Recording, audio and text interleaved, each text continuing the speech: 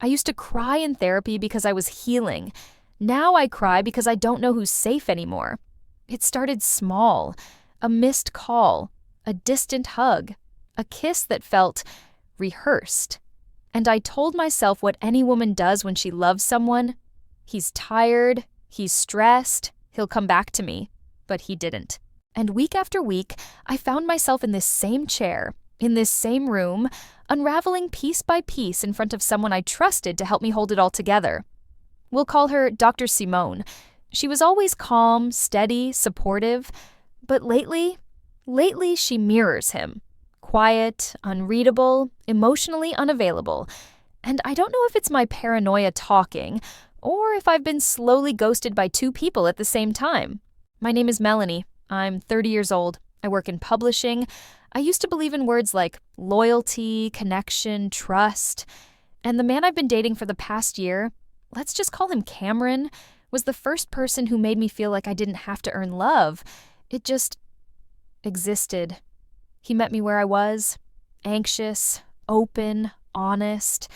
I told him up front I was in therapy for lingering trauma. He never flinched.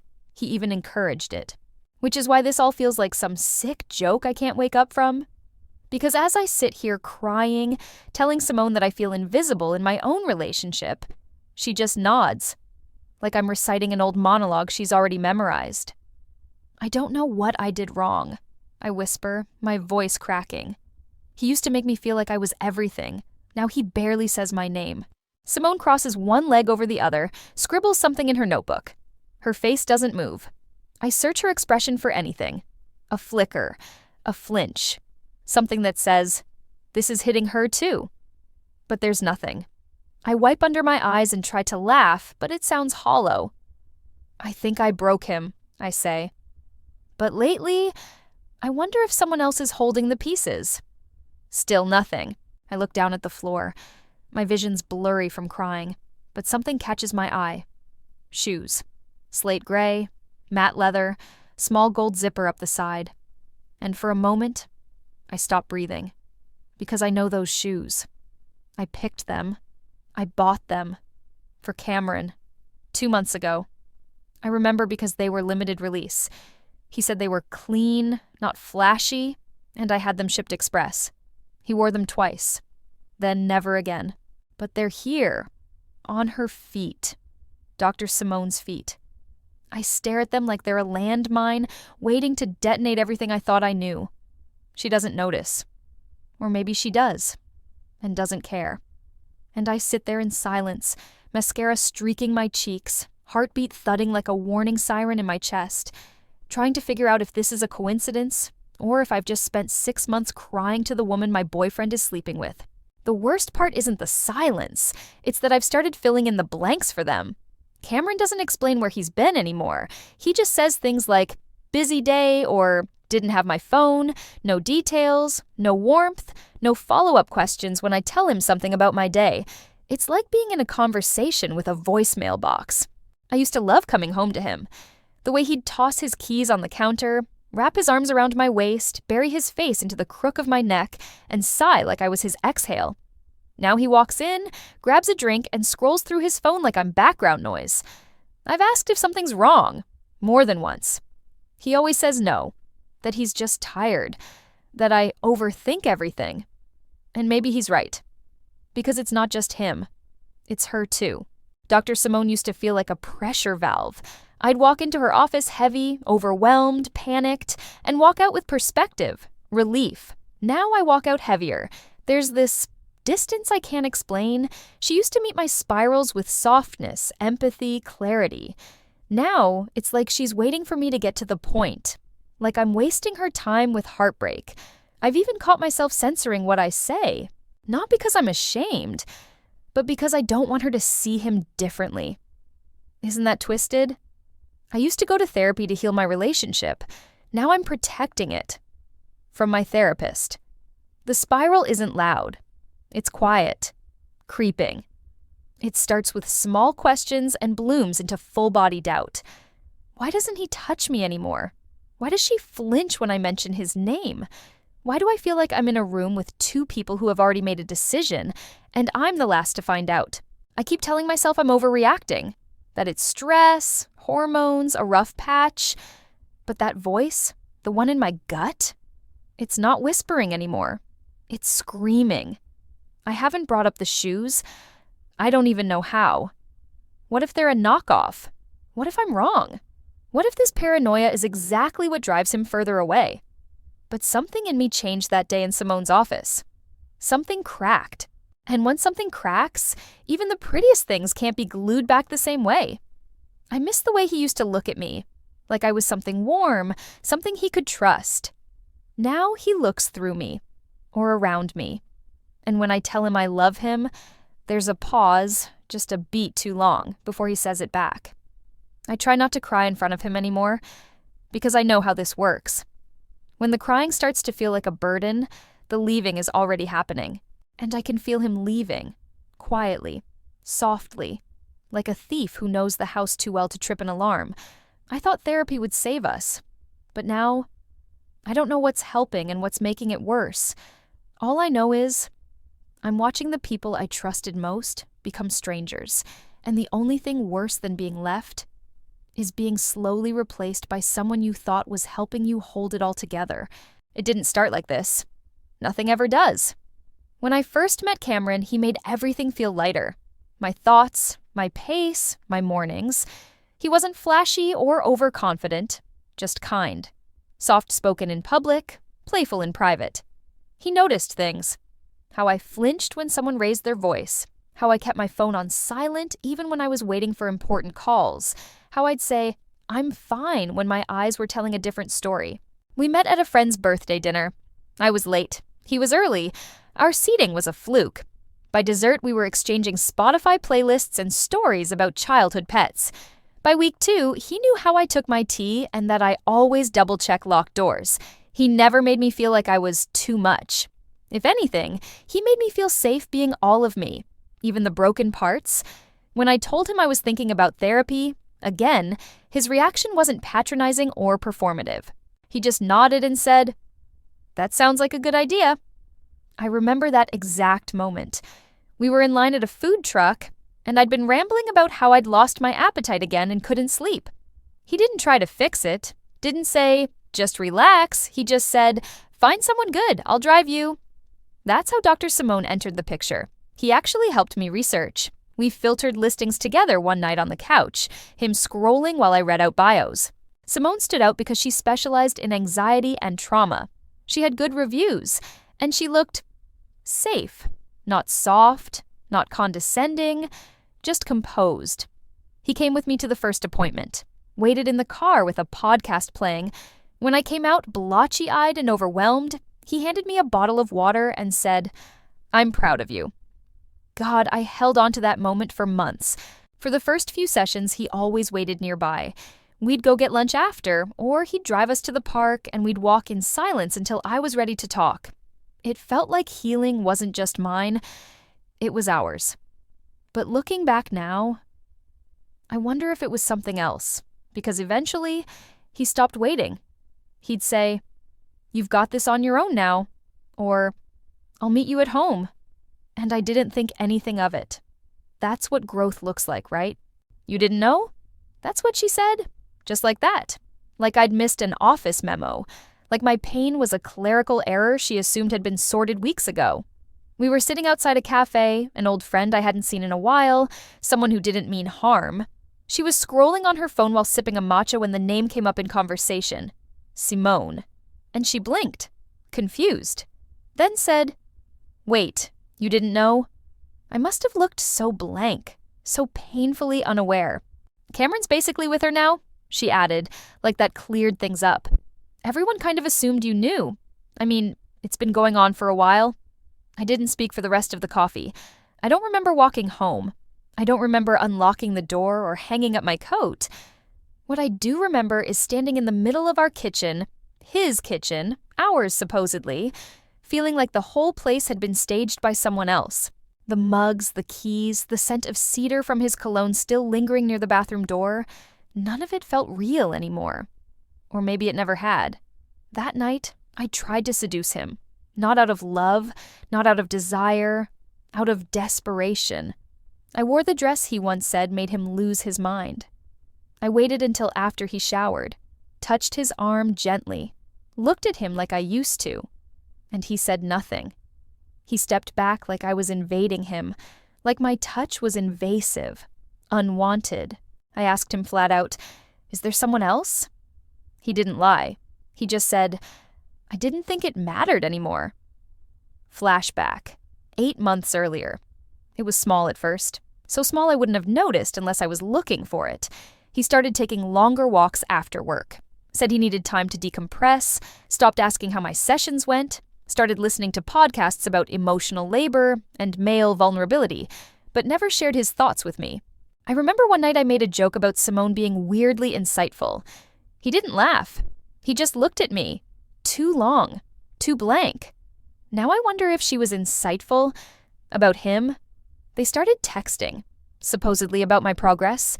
At first, I thought it was professional, ethical. They were both helping me, right? Then I found a message on his tablet. Short. Just, "Thanks again for last night. I really needed that." No context, no name, but I felt it. You always feel it before you understand it.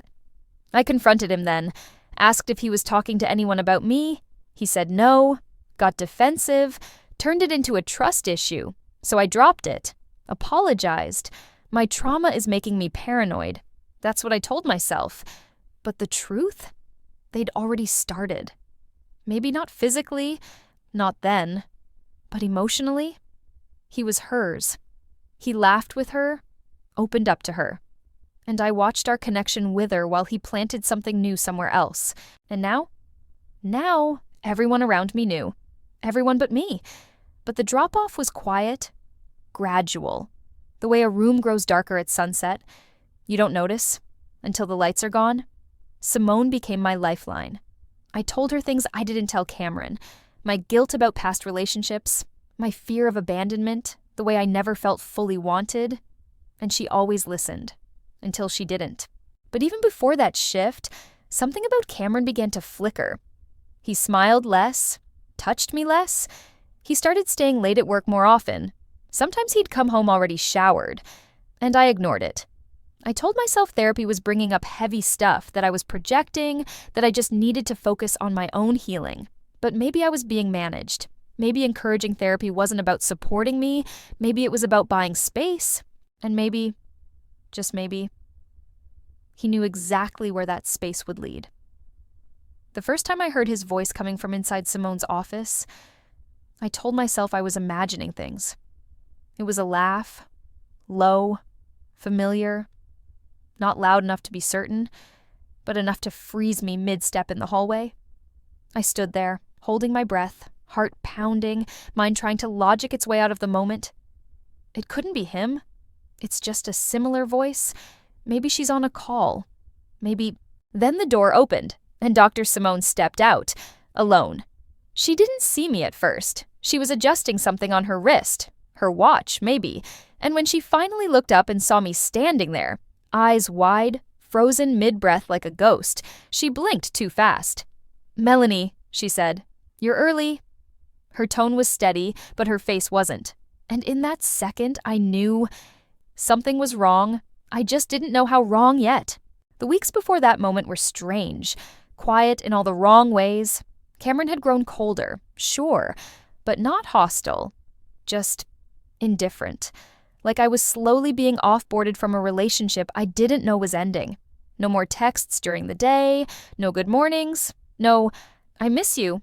He started keeping his phone face down, stopped letting it ring when we were together. When I asked about it, he smiled like I was being silly.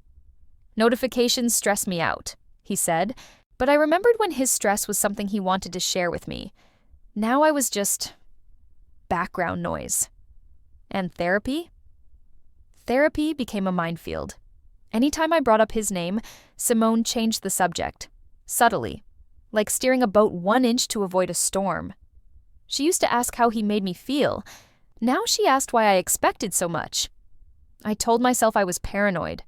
That grief does this, makes you see ghosts, project abandonment. But then came the smaller things. She used the same phrase he did once. It's not about the gesture. It's about the energy behind it. It was something Cameron said to me during an argument, word for word. And I remember freezing mid-session. It wasn't just déjà vu. It was something more intimate than coincidence. That phrase wasn't from a book. It was something he said. And now it was coming out of her mouth like it belonged there. I started watching her differently after that. How she responded when I mentioned his name. How she closed her notebook early. How her advice started feeling less neutral, more defensive.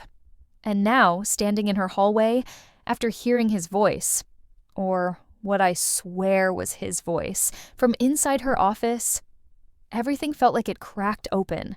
She said I was early, but I was only 5 minutes ahead of schedule. So who was she meeting before me? Why was the door locked? Why did her tone change? Why did I feel like I just walked in on a conversation that wasn't meant to be interrupted? I sat through that session like I was made of glass, afraid any wrong question would shatter the lie I hadn't even confirmed yet. But inside, the questions were screaming. Was he here? Had he ever left?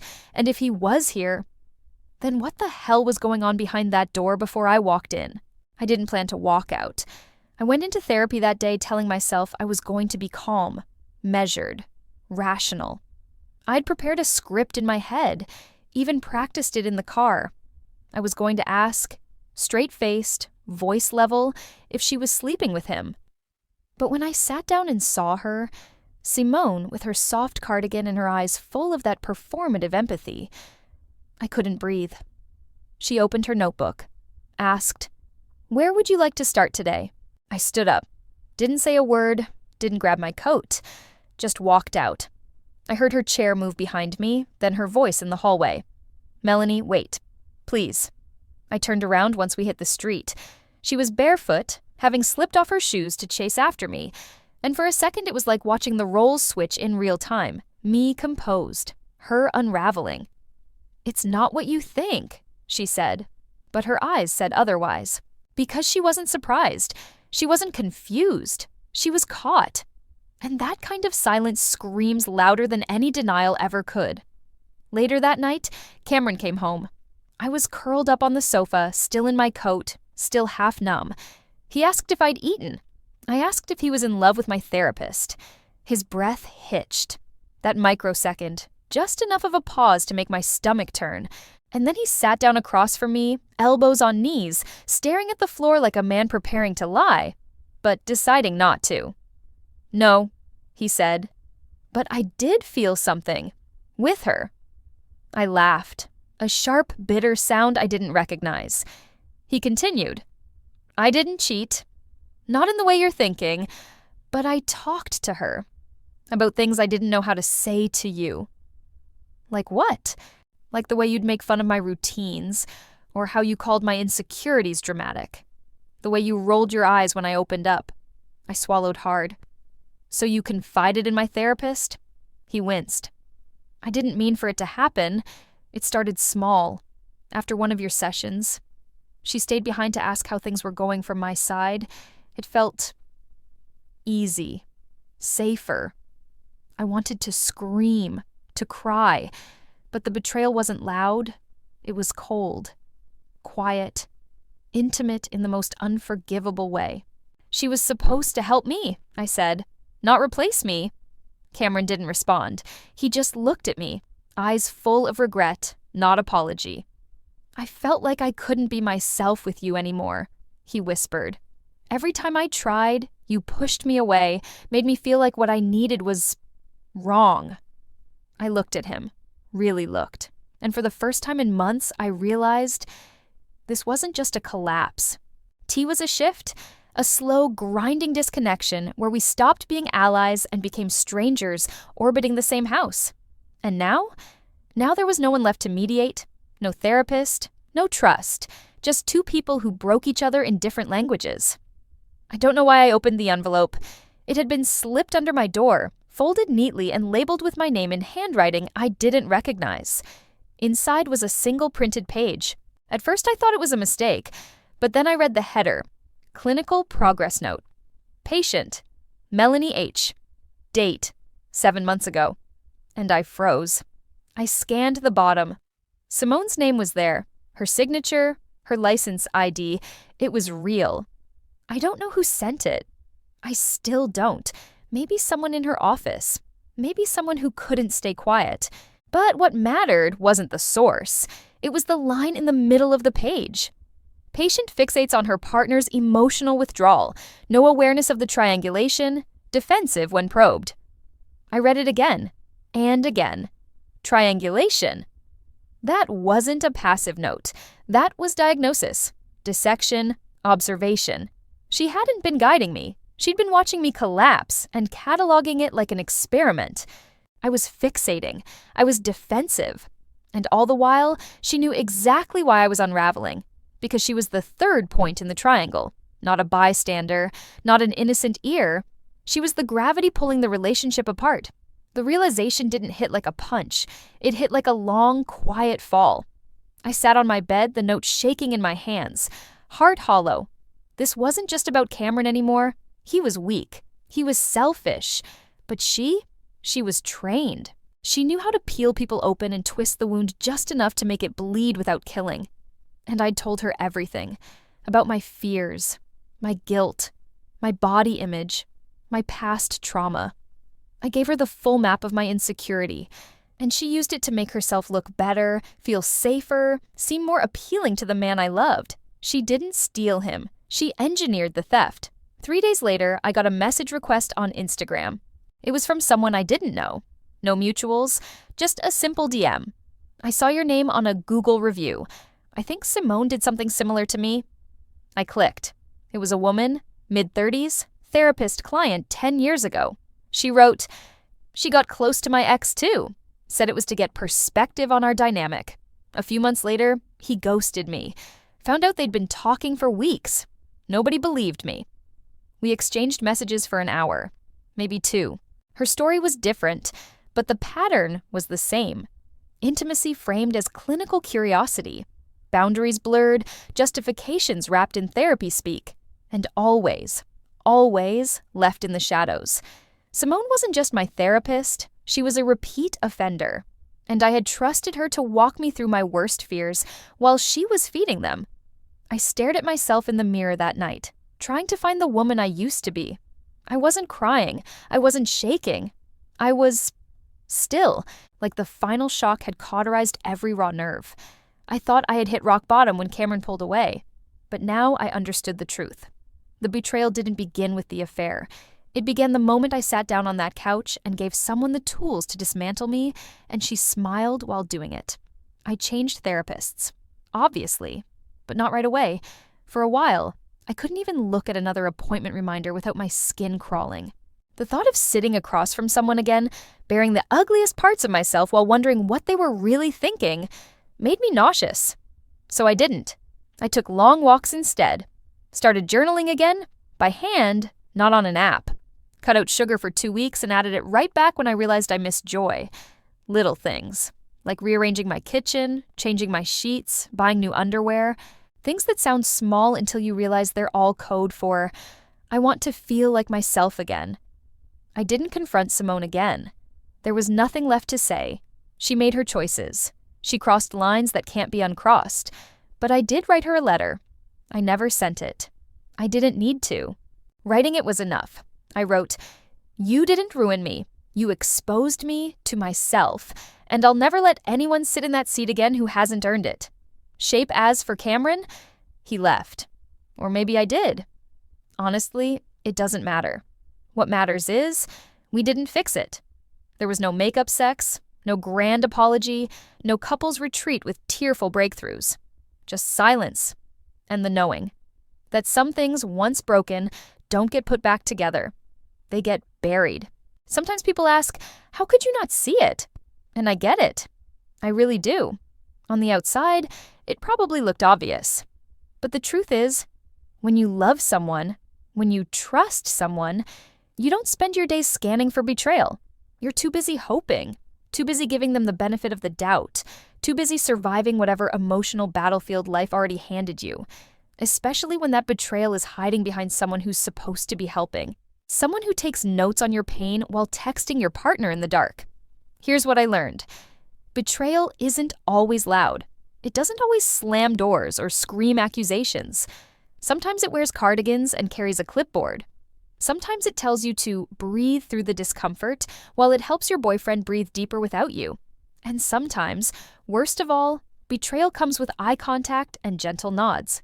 You'll never see it coming until you do. And once you do, it never looks the same again. I'm rebuilding now. Therapy, real therapy, is back on the table. I found someone licensed, boundaried, and incredibly normal. No magic words, no faux spiritual garbage, just good, grounded work.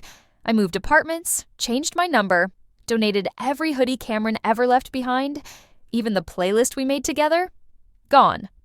Because I deserve new music, new memories, a new emotional language that doesn't make me flinch. If you've ever felt like you were going crazy, like you were the problem, too sensitive, too paranoid, too emotional, I want you to hear me. It was never too much to want honesty. It was never wrong to trust. It was right. The mistake wasn't in your openness, it was in who you gave it to. I used to think healing would look like revenge, like a dramatic confrontation or viral call-out. But now I know better. Healing is walking past someone on the street, someone who once dismantled you, and not even feeling it anymore. Healing is clarity. It's peace where the storm used to be. It's silence that doesn't scream anymore. And now I can say this with no bitterness, no edge, just truth. He wanted to feel seen. I was too broken to look clearly. She offered him that mirror, and he chose her. But me, I chose me. Finally, fully, without apology. And maybe that's the only ending I ever needed.